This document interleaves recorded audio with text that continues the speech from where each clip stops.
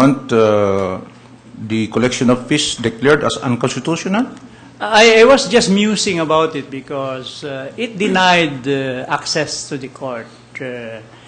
Perhaps it has to be revisited, and perhaps the Supreme Court has to do it upon itself to review this and make it more consistent with the aspiration of our people to justice. Hindi mo po ba alam din amading ano po yung fish na yan sa Rule 141, yun na nagpupundo ng Judiciary Development Fund.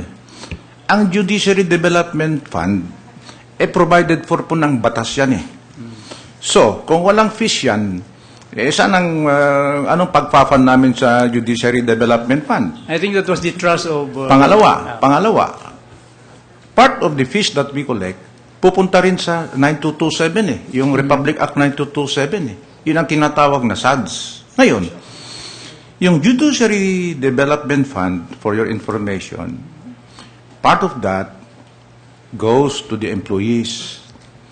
Yung lowest ranking na empleyado ng Korte Suprema, mas malaki ang tatanggapin kaysa sa justice ng Korte Suprema.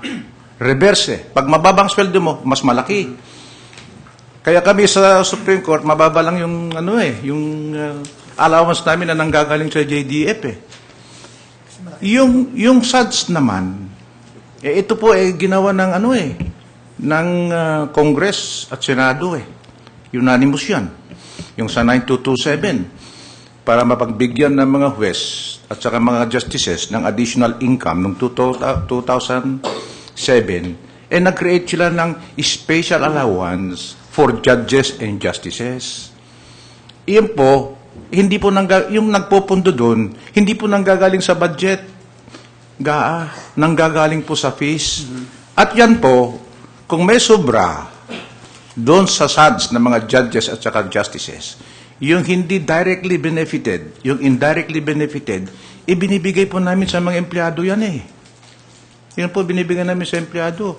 Kami ay natutuwa dahil ng balita namin yung budget ng Korte Suprema naging 1.8% na But nung ginawa nung SADS nung 2007, naku po, ang budget namin less than 1% Kaya nagpapasalamat sa sa Congress.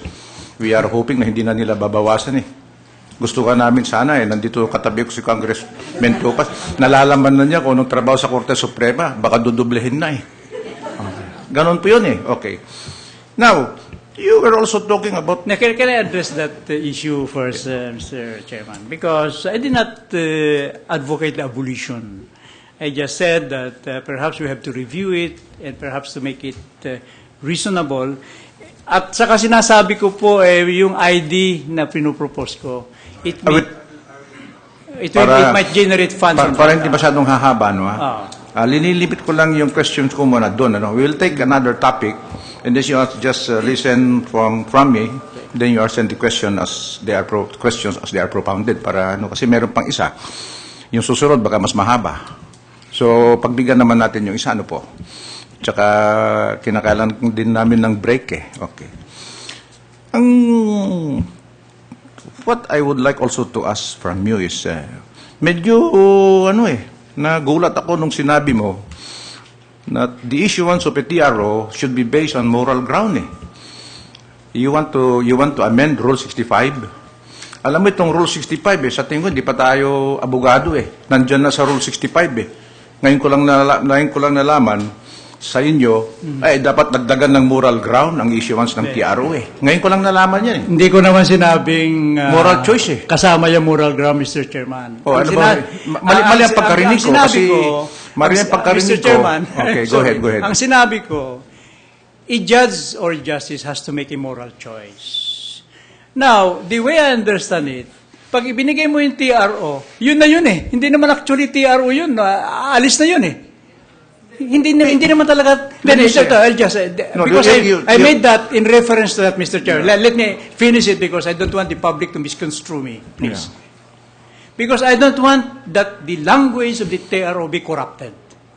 If you say TRO lang yan. Pero kung nakaalis na yung tao, hindi na TRO yan. Referring to a specific specific case, It is a- I was referring to that specific case, Mr. Chairman. So, I'll if be that is- honest with you. So if that is the case, then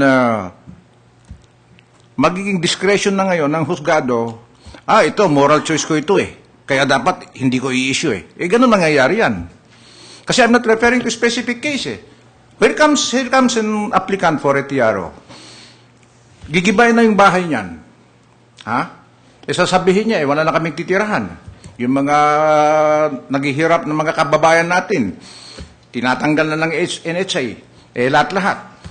Sabihin na natin, hindi sa kanila yung lupa. Pupunta sila sa husgado ngayon, mag-apply ng TRO. Just tanungin ng judge, ano at ang moral choice ko? Ganun ba yun? That's why you have to use reason.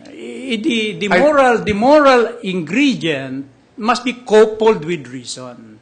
And you have to weigh it. Kaya sabi ko kanina, you have to balance things. Hindi mo pwede yung sunugin, wag sunugin. That is not what I was saying. You have to look into the totality of what I said, Mr. Chairman. So there's no need to amend Rule 65. No, there's no need to No, amend that. di agreeable tayo dyan. Wala ho tayong pinag-aawayan Wala tayong dyan. But you pinag-aawayan. are just injecting something which I did not say. But I will ask you again, moral choice is not an element. No, I'm sure. So It's not. tama na. Basta clear tayo dyan. Hindi ho. Kasi mabigat yung moral choice Kawawa naman ng mga judges Kung ang choice na, kasi What sa I akin said is that a judge or a justice may always exercise such kind of moral choice.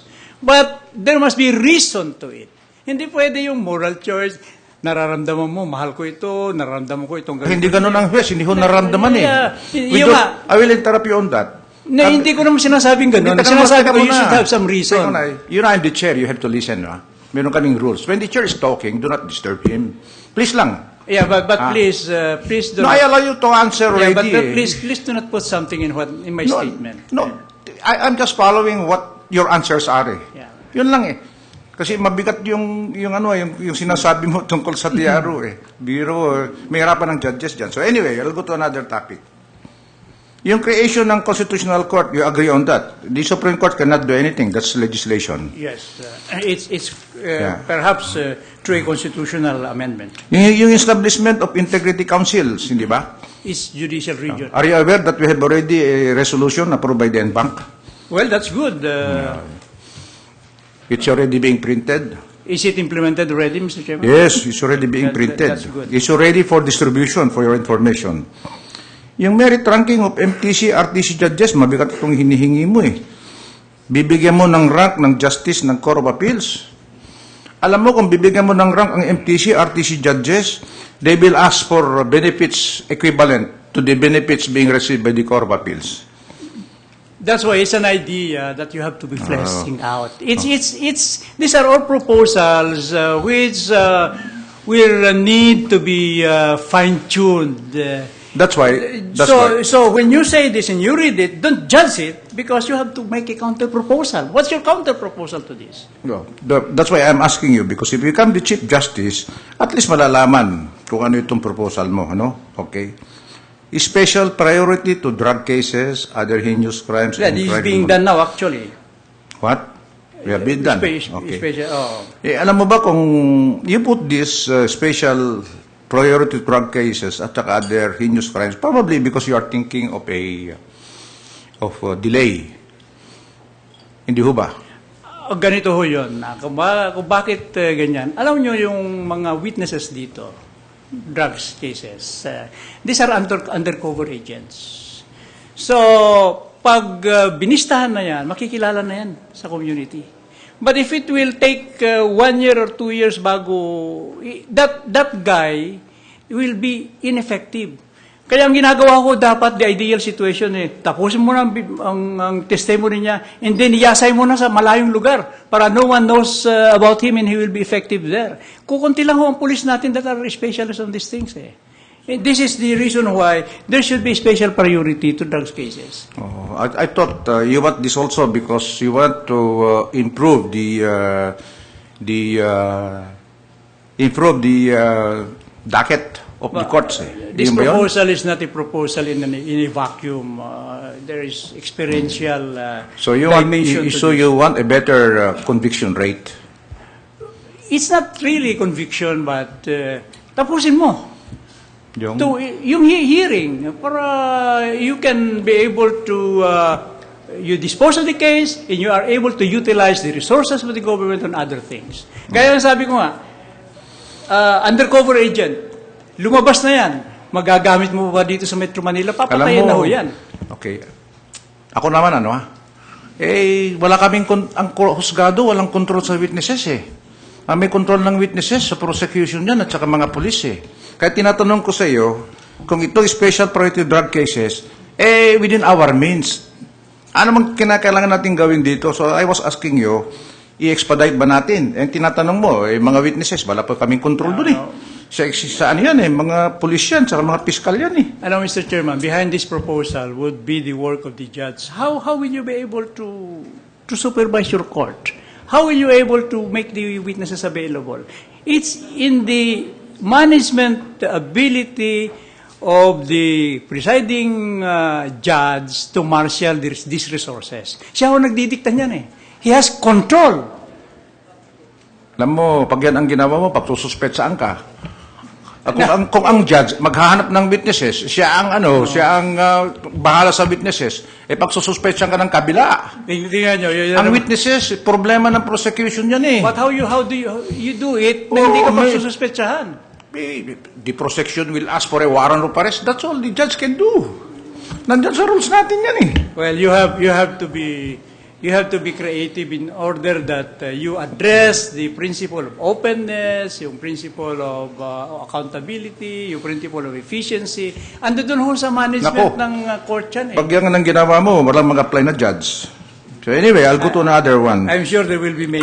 Crimes involved. Alam mo, naggaling ako sa judge You were also appearing before me. Many times you observed me Yes. I know, he's a good friend of mine. Yes, sir. Inobserve mo ako You were one Sa of the tingin ko, you best, can confirm that probably I was one of the fastest judges when I was in Quezon City. This is just anyway discussion. Yeah. Discussion lang yan But our friendship But, is... but you can confirm. the line. But you can confirm that Yes. you were when we were you were And you're in one of the best trial judges. I know you observed me when I heard when I was the one who heard the case of that famous policeman who shot a young boy. That fellow. I know you Yeah. monitored me. All the lawyers of IBP monitored me. Kaya magkaibigan tayo Kayo ni Justice Bersamin. Oo, kapatid Justice Bersamin, tama yan, Hindi kasi, klina-clarify ko lang ito, because these are the proposals of Dean Amading.